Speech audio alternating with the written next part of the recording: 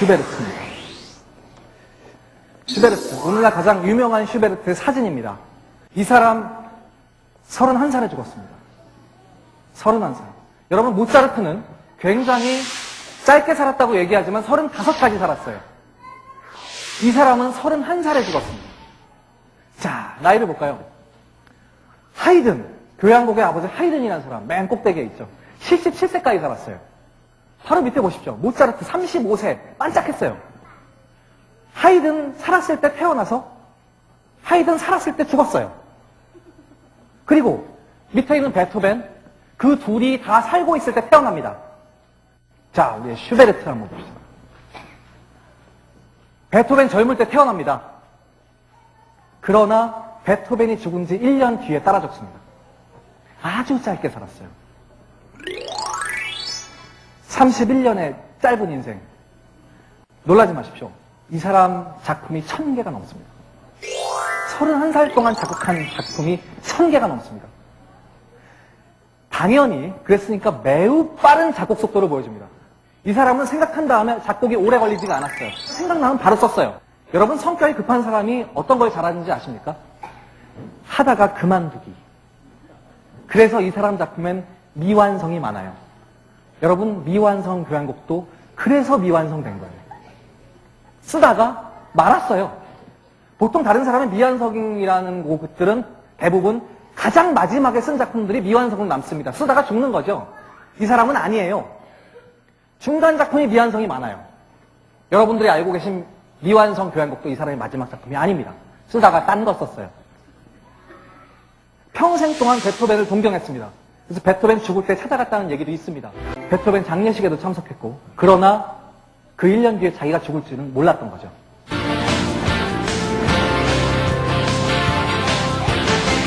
유행에 무관심했습니다. 남들이 어떤 옷을 입고 다니는지, 머리를 어떻게 하고 다니는지 전혀 무관심했어요. 그리고 여러분, 아까 그 그림 보시면은 슈베르트 굉장히 이렇게 차려입고 찍었죠. 굉장히 드문 일이에요, 슈베르트로서는.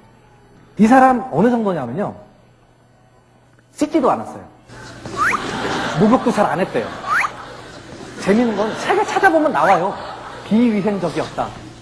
이런 얘기가 적혀 있습니다. 친구들하고도 이렇게 몰려있으면 재미있는 얘기 하나도 하지도 않아요. 자기는 오로지 음악밖에 관심이 없는 겁니다. 당연히 출판사로부터 외면당하죠. 그 당시에는 작곡을 하면 출판사에다 팔아야 돼요.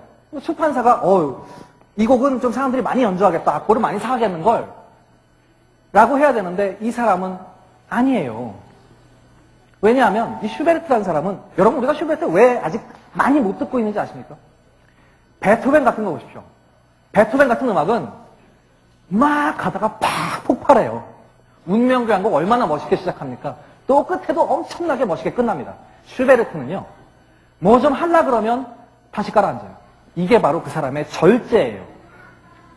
뭔가 엄청나게 폭발시키다가도 그것을 다시 속으로 사그라듭니다. 자신의 안에 있는 내적인 음악을 막 발산시키는 거예요. 생각을 해보세요. 31살에 죽은 사람이 이런 절제가 대단하다는 겁니다. 많은 작품이 그래서 죽은 다음 발표가 됐습니다. 슈베르트의 진가는 나중에 인정됐어요. 살았을 때는 너무 재미없는 음악만 쓰는 애, 이런 식으로 굉장히 외면당했죠. 그래서 여러분들이 많이 알고 계신 미완성 교향곡이나 이런 곡들이 대부분 죽은 다음 연주가 된 거예요. 자기 살아서 그 많은 작품을 내놓은 사람이 자기 작품이 살아서 연주되는 거 거의 못 봤어요. 대부분이 죽고 나서 발표가 된 겁니다. 슈베르트의 16개 현악사중주에 대해서 오늘 저희가 설명드릴 겁니다. 슈베르트는 교향곡이 9개가 있고 또 현악사중주가 16개가 있습니다. 그러나 오늘날에는 미완성 교향곡이나 몇 개의 작품만이 알려져 있고 현악사중주 중에서도 아주 유명한 단 몇 개만 연주합니다. 1800년이 됐습니다. 바로 슈만이 탄생한 해입니다. 지금 들으시는 음악은 슈만의 트로이 메라이라는 곡입니다. 트로이 메라이는 꿈이란 얘기예요. 마치 정말 꿈을 꾸는 듯한 그런 느낌을 주죠. 슈만과 쇼팽은 동갑입니다. 먼 나라에 살았지만 쇼팽, 피아노의 시인이라고 불리죠. 굉장히 아름다운 음악을 많이 작곡하고 또 피아노를 굉장히 잘 쳤어요. 자, 이제부터 16개 중에 12개를 먼저 소개해드리겠습니다. 처음에 슈베르트는 말이죠, 자기 집에서 연주하려고 작곡을 했어요.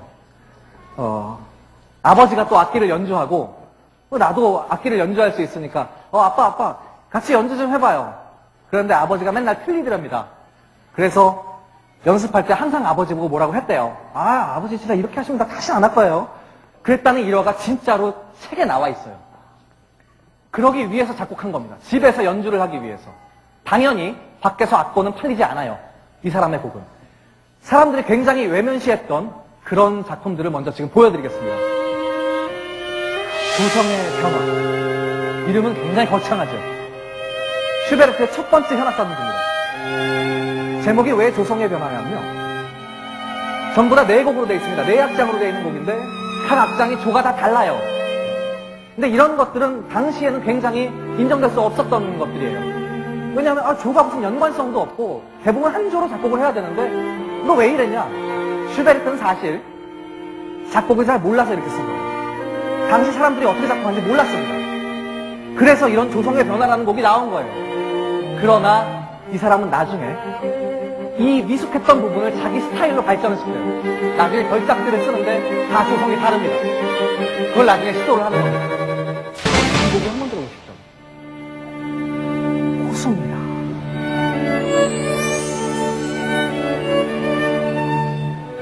정말 고요한 아주 잔잔한 호수를 보는 듯하지 않습니까? 이렇게 선입견을 드리고 있는 제가 붙인 제목입니다. 원래 이 곡은 제목이 없어요. 제가 항상 그 강의 때 말씀드리지만 이 위에 써있는 제목으로 가셔야 여러분들이 CD를 사실 수 있지, 만약에 여러분 CD 가게 가서 호수 주세요 라고 하면 절대 안 나옵니다. 제가 붙인 제목입니다. 훨씬 더 기억하시긴 편할 겁니다. 유니즈는요, 악기가 4개가 있지만 다 다른 음을 연주하는 게 아니라 다 똑같은 음을 연주하는 거예요. 전부 다 똑같이 연주하고 있어요. 이 사람의 음악, 이 음악은 4악장이 전부 다 똑같이 이렇게 시작해요. 지금도 보세요. 악기가 4개가 다 똑같이 연주하고 있어요. 그래서 마찬가지 저희가 붙인 제목입니다. 유니즈는 1813년이 됐습니다. 반음계, 쉽게 말해서 피아노의 검은 건반까지 쓰는 거죠. 계속 반음 강적으로 내려가요, 이 곡은. 슈베르트의 이런 초기작들은 사람들이 많이 모르고 있지만 이런 면에서 여러 가지 시도를 많이 했습니다. 만약에 여러분이 슈베르트 전집을 사신다면 이런 느낌들을 다 받으실 수 있어요. 그리고 정말 반음계로 내려가네. 그리고 이 곡을 한번 찾아보십시오. 물론 찾기 굉장히 힘들 겁니다. 나중에 굉장히 격렬해지는 곡입니다. 자, 이건 뭡니까? 미완성. 제가 아까 말씀드렸죠. 슈베르트는 미완성 교향곡만 있는 것이 아니라 미완성이라고 제목 붙은 곡들이 굉장히 많습니다. 이 곡은 실제로 2악장 쓰다가 말았어요.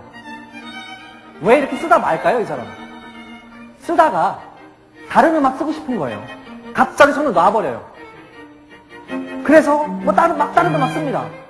이런 곡들은 어떻게 되겠어요? 다 책상 서랍 속에 처박아 두는 겁니다. 그러면 아주 드라마틱하게 사람들이 이 사람 죽은 다음에 책상 서랍 속에서 찾아내는 거예요. 이래서 제목도 미완성이라고 붙여지고 사람들은 이 곡에 대해서 굉장히 신기해하는 겁니다. 어떤 사연이 있어서 이 사람이 이 작품을 완성시키지 못했을까? 무슨 사연이에요? 바빠서 못 쓴 거죠. 이런 곡들이 굉장히 많아요.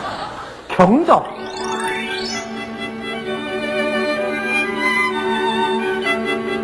경적, 클락션이라고 얘기하죠? 지금 정말 차가 경적을 울리는 거 같지 않습니까? 빵빵빵. 이 곡은 계속 처음부터 끝까지가 이래요. 계속 빵빵빵, 빵빵빵. 한번 들어보시죠. 나중에 굉장히 세게 눌러요. 정말 경적 들어옵니다. 자, 토끼와 거북이. 이 제목은 마찬가지 저희가 붙인 제목입니다. 왜 토끼와 거북이? 말이 필요 없을 것 같아요. 한번 들어보시죠.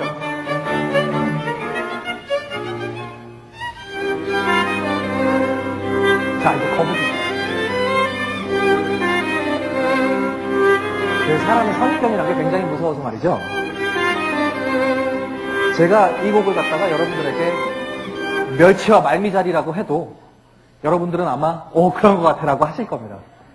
사실 그래서 저희가 굉장히 여러 가지 말을 듣죠. 클래식 작품의 제목을 붙이기 때문에 우리가 뜻하지 않던 선입관이 생긴다는 거죠. 그래서 사람들이 슈베르트가 원하지 않는, 작곡가가 원하지 않는 그런 제목을 붙여서 우리에게 다른 이미지를 주는 걸 너희 어떡할래? 라고 얘기하는 겁니다. 그러나 그런 선입견 자체가 여러분들을 나중에 굉장히 깊이 있게 음악에 들어갈 수가 있어요. 나중에 찾아보면 원래 이 제목이 아니구나 라는 겁니다. 여러분, 운명교향곡 아시죠? 운명교향곡, 여러분들이 그것을 제목을 듣기 때문에 마치 그 베토벤 교향곡에 빠바바밤이 나오면 이게 시작이 무슨 운명의 노크 소리 같아 라고 생각을 하시는 겁니다. 그러나 운명교향곡도 베토벤 자신이 정한 제목이 아닙니다. 사람들이 나중에 붙인 제목이에요. 마치 그것이 운명의 노크 소리 같다. 여러분 잘 보십시오. 베토벤 교향곡 중에, 베토벤 교향곡 9개 중에 아는 교향곡 한번 해보십시오 라고 얘기하면 다 첫 번째로 운명교향곡이 나옵니다. 영혼교향곡, 전원교향곡, 하찬교향곡. 그래서 재미있는 시도를 한번 했죠. 전원교향곡 멜로디 한번 대보세요. 멜로디 한번 불러보세요. 못 불러요. 음악을 전공했던 저희들조차 완전히 기억하기 힘듭니다. 영혼교향곡 아는 거 한번 대보세요. 불러보세요. 못 불러요. 여러분, 5번 뒤에 작곡한 것이 7번입니다. 5번째 교향곡보다 7번째 교향곡을 못 만들었을까요, 이 사람이? 그러나 사람들은 그 음악이 아니라 제목을 기억하고 있는 겁니다. 그래서 클래식에서 정말 중요한 부분 중에 하나가 바로 이 제목 붙이기 작업이고, 그것은 세계적으로 굉장한 효과를 줄 거라고 저희는 믿고 있습니다. 그래서 슈베르트의 곡도 단 몇 곡만 제목이 붙어 있지만 저희가 모두 제목을 다 붙였습니다.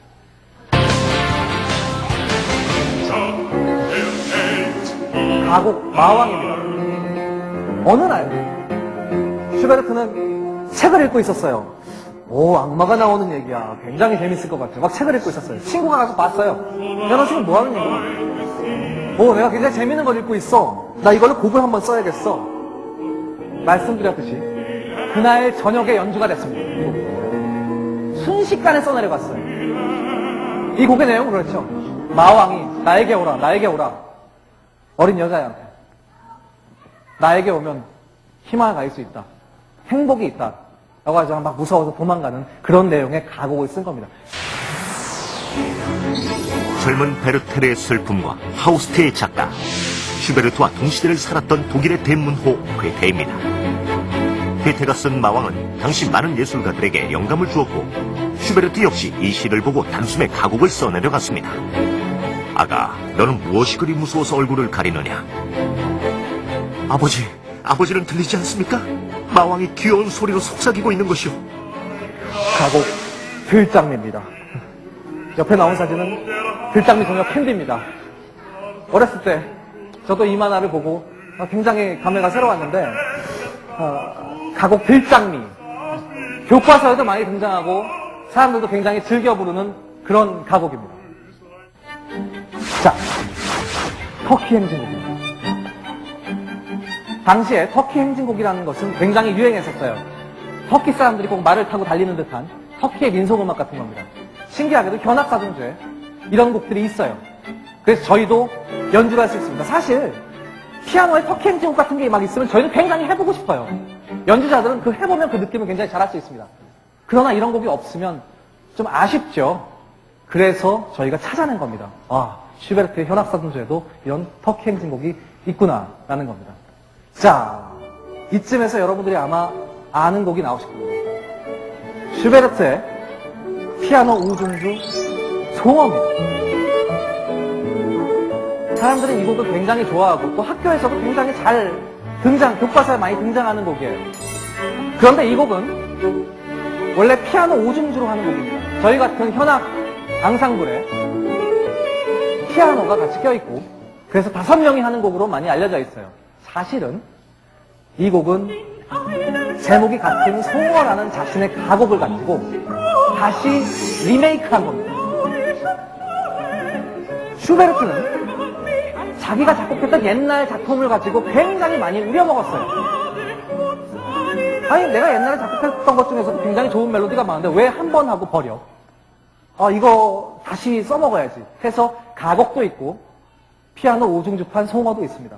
그러나 제가 진짜로 좋아하는 송어는 바로 이 버전입니다. 송창식과 윤영준, 트윈 폴리오라고 하는 그룹으로 이 곡을 만들었습니다. 여러분, 지금 이 기타 반주 들어보십시오. 기가 막힙니다. 자기가 연주하면서 부르는 거예요. 요즘 가수들 중에 이런 가수 있습니까? 정말 잘하고 있어요. 그런데 잘 들어보십시오. 송어가 아니라 숭어라고 얘기합니다. 이상하지 않습니까? 여러분, 사실 저도 어렸을 때는 숭어라고 배웠어요. 여러분들은 어떻게 배우셨습니까? 숭어? 나중에 어느 시대쯤 어느 시기쯤 딱 되니까 이 곡이 송어라는 거예요. 송어일까? 숭어일까? 제가 확인시켜 드리겠습니다. 자, 송어는 민물고기입니다. 숭어는 바다고기예요. 서울 같은 강물 위, 서울 같은 강물 위. 강물에는 민물고기만 살 수 있고 숭어는 바다에만 살 수 있다. 그래서 슈베르트의 가곡은 민물고기인 송어가 맞다는 것. 번역이 잘못된 겁니다. 송어라고 해야 맞습니다. 저희가 알고 있는 슈베르트의 곡들은 다 송어가 맞습니다. 숭어는 바다고기입니다. 1820년이 됐습니다. 사실은 말이죠. 슈베르트의 현악사중조들은 여러분들이 CD 가게에서 CD를 사시려면 대부분 이 마지막에 작곡한 현악사중조 4개만 나와요. 왜 그럴까요? 그 4곡에는 제목이 붙은 곡이 3곡이나 있습니다. 콰르테짜츠라는 곡입니다. 콰르테짜츠. 제목이 힘들죠? 저희가 붙인 제목은 아닙니다.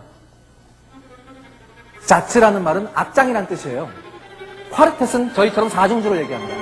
4중주를 위해서 작곡한 한 악장입니다. 한 악장. 그래서 제목이 콰르텟 자츠라고 불렸어요. 왜 한 악장만 썼을까요? 마찬가지로 쓰다 말았거든요. 그래서 또 한 악장이에요. 그래서 한 악장이라고 이름을 붙여놨더니 그게 또 제목이 돼갖고 이렇게 잘 팔려나가는 겁니다. 굉장히 멋있는 멜로디가 많아요. 자, 이 한 악장은 미완성 교향곡과 거의 같은 시기에 작곡했습니다. 그래서 굉장히 비슷해요, 두 곡 자체가. 자, 여러분, 제가 아까 말씀드렸지만 미완성 교향곡은 8번입니다. 그리고 9번 교향곡이 또 따로 있어요.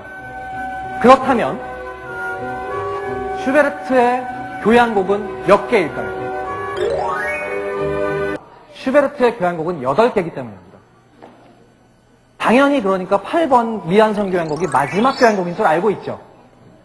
하나가 더 있어요. 어떻게 된 일일까요? 7번이 없어요. 그래서 여러분들 슈베르트 교향곡 전집을 사셨다가 여기 7번 안 들어있잖아요. 그래서 환불을 요구하는 그런 전집이 바로 슈베르트 교향곡 전집입니다. 7번 아예 없어요. 쓰다가 말았는데 이것도 쓰다가 말았는데 아예 없어져 버렸어요. 악보가. 그래서 7번 교향곡 지금 남아있지가 않습니다. 그러다가 8번 썼어요. 8번은 쓰고 있는데 세상에 베토벤이라는 대작곡가가 9번 합창교향곡을 쓴 거예요. 그래서 발표를 하는 거예요. 그러니까 자기가 8번 교향곡 쓰고 있다가 아니 뭐야 이거. 아니 나도 저런 거 써야 되는 거 아니야? 접었어요. 두박장 쓰고 말았어요. 말고 나도 비슷한 거 써야지. 더 위대한 거. 그레이트라는 교향곡을 써야겠다. 라고 하는 겁니다. 그래서 9번째 교향곡이 그레이트 교향곡이라는 게 나와요. 정말 위대하게 쓰려고 굉장히 노력을 많이 했어요. 이 곡은 정말 그레이트예요. 뭐가 그레이트하냐? 길이가 그레이트예요. 엄청나게 길어요.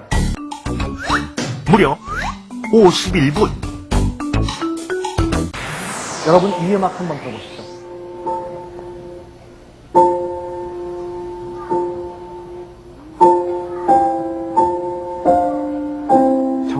아름다운 피아노 멜로디가 나오죠.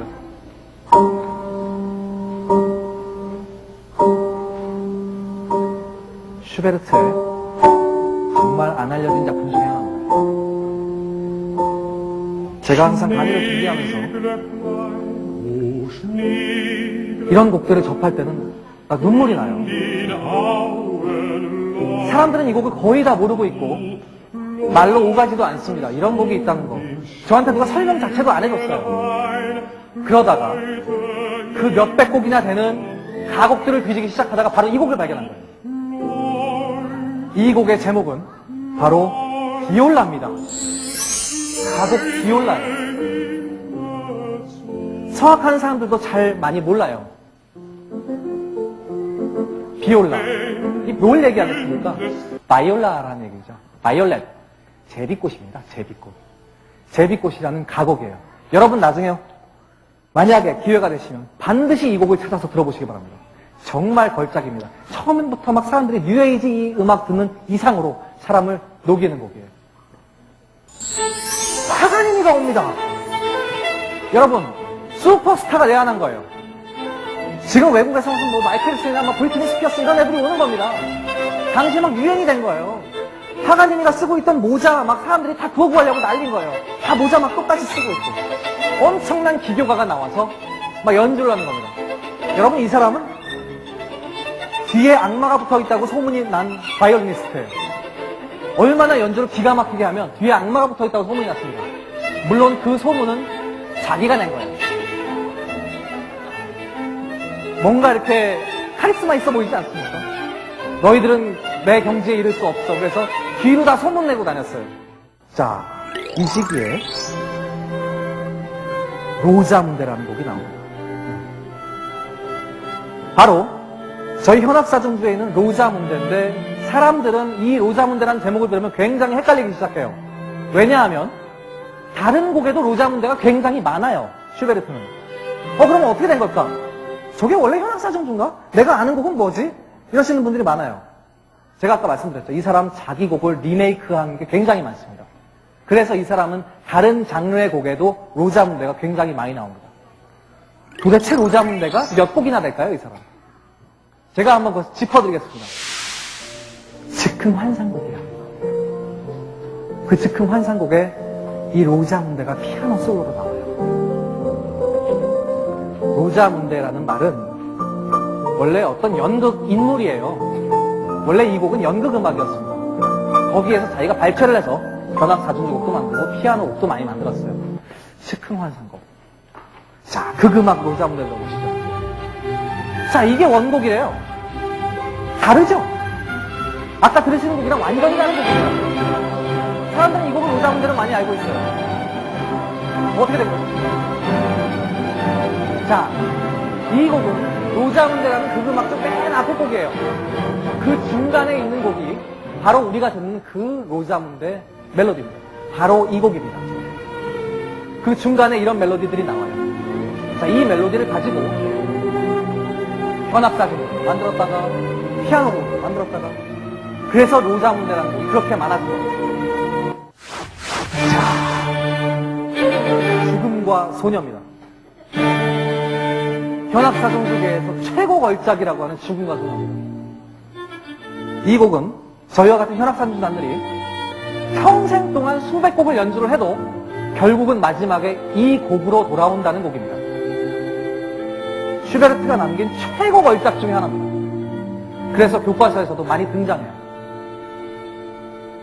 이렇게 강렬하게 시작하지만 이 두 번째 악장은 원래 자기가 작곡한 동명 가곡에서 따왔어요. 멜로디를. 가장 유명한 사중곡을 제가 바로 그 악장을 들려드리겠습니다. 이 곡은 전 악장이, 네 악장이 모두 굉장히 멋있기로 유명해요. 그래서 사람들은 내가 평생 제일 좋아하는 곡, 나 죽음과 소녀 할래요. 이런 사람들이 많습니다. 바로 이 곡입니다. 원래 이 피아노 반주에 노래를 부르는 곡이에요. 아까 마왕과 마찬가지로 슈베르트는 죽음이라는 것을 등장시킵니다. 내 품으로 와라. 나는 죽음이다. 너는 이제 곧 죽을 거다. 그것도 잔인하게도 어린 소녀에게 너는 이제 곧 병으로 죽을 것이다. 나에게 와라. 그러자 소녀가 얘기합니다. 나 데려가지 마세요. 난 지금 벌써 죽을 때 아니에요. 막 이런 슬픔을 얘기하고 있어요. 그렇지만 나중에 결국은 죽음의 품 안으로 갑니다. 어린 나이에 죽게 되죠.